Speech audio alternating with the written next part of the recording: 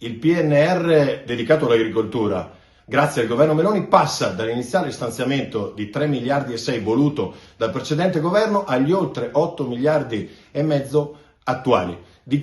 Parte di queste risorse serviranno a finanziare 3.591 progetti in Veneto, per un valore che si aggira e supera i 720 milioni di finanziamento, generando un impatto totale di investimenti superiore al 1 miliardo e 200 milioni. Di questi, 235 progetti, per un totale di 584 milioni, andranno a sostenere i contratti di filiera per remunerare di più e meglio i nostri agricoltori.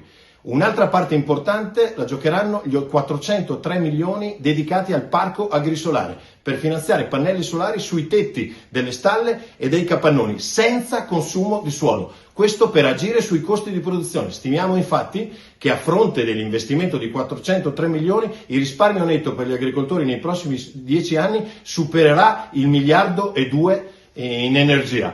A questi vanno aggiunti 75 milioni per finanziare i consorzi irrigui per le operazioni di trattenimento dell'acqua, 64 milioni finanzieranno progetti di logistica, ben 40 milioni andranno a finanziare oltre 1000 domande sulla meccanizzazione agricola. Un grande lavoro svolto dal governo, concreto e pratico di supporto all'agricoltura.